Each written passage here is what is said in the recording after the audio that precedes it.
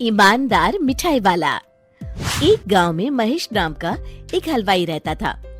उसकी दुकान दूर दूर तक मशहूर थी। आसपास के सभी गांव वाले महेश की दुकान से ही मिठाई लेते थे। भाई मजा आ गया, क्या लजीज रबड़ी है। ये लड्डू भी लीजिए, शुद्ध देसी घी के हैं, आज ही बनकर आए हैं। लाओ भाई लाओ, 1 किलो लड्डू भी पैक कर दो। महेश का एक बेटा था रवि। रवि ने पढ़ाई छोड़ दी थी और वो दिन भर घर में ही बैठा रहता था। उठ बेटा रवि, आज मेरे साथ दुकान पर चल। मैं वहाँ क्या करूँगा पापा?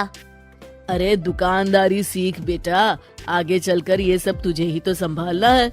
मुझे ये सब कुछ नहीं संभालना, मैं वीडियो गेम खेलूंगा, फिर दोस्तों के साथ बाहर जाऊंगा। हे भगवान, इसे थोड़ी अक्ल दे दो। ऐसे ही चलता रहा तो आगे न जाने इसका क्या होगा। महेश बड़बड़ाता हुआ दुकान चला जाता है। दुकान पर ओ घसीटाराम, मुझे थोड़े चक्कर आ रहे हैं, जरा पानी तो लाना। जी जी मालिक। सुन, मैं घर जा रहा हूँ, आज दुकान तू संभाल ले। जैसा आप कहे मालिक। महेश बिस्तर पर लेटा है। आपको बहुत तेज बुखार है, 1 हफ्ते बेड रेस्ट करनी होगी और ये दवाइयाँ लेनी होगी। हाय राम, ये क्या हो गया आपको? मैं तो 1 हफ्ते में ठीक हो जाऊंगा, पर दुकान कौन संभालेगा? आप फिक्र ना कीजिए जी, मैं रवि को समझाकर दुकान भेज दूंगी। आप बस जल्दी से अच्छे हो जाइए जी। अगले दिन रवि दुकान पर पहुंचता है। आइए आइए मालिक, मैं आप ही का इंतजार कर रहा था। क्यों?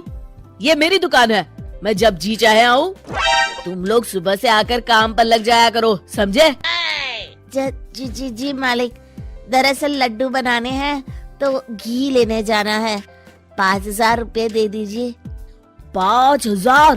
तुम्हारा दिमाग तो ठीक है? इतने महंगे लड्डू बनाएंगे तो मुनाफा क्या होगा? पर देसी घी भी तो बहुत महंगा है ना मालिक। क्या जरूरत है देसी घी की? डालडा ले आओ। पर मालिक। मुझसे बहस मत करो, जितना कहा गया है करो। और क्या क्या बन रहा है? मावे की बर्फी मालिक। मावा मावा मावा, हाँ। तभी उसकी नजर एक डब्बे पर पड़ती है। ये क्या है? ये रवा है मालिक।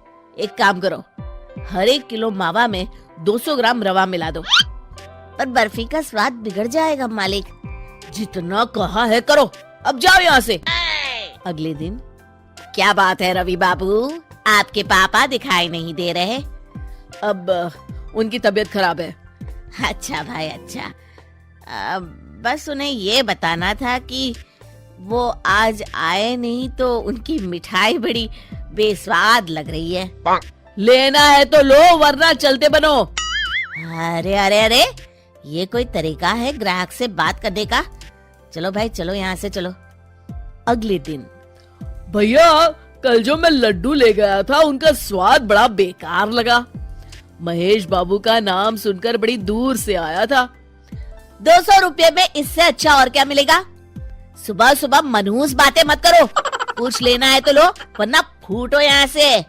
रवि के इस व्यवहार के चलते 2-4 दिनों में ही ग्राहकों का आना कम हो जाता है। मैंने तो सोचा था कि कम पूंजी में ज्यादा मुनाफा होगा, पर यहाँ तो घाटा हो रहा है। आखिर चक्कर क्या है? लगता है ये दुकानदारी मेरे बस की नहीं। महेश ठीक होकर दुकान लौटता है तो घसीटाराम उसे सब कुछ बताता है। हे भगवान, इसने तो मेरी सालों की मेहनत पर पानी फेर दिया। अब क्या करेंगे मालिक? कुछ नहीं, सबसे पहले तुम पहले की तरह शुद्ध और अच्छी मिठाइयाँ बनाओ और मुझे गांव के उन सब लोगों के नाम बताओ जिनसे रवि ने बदतमीजी की।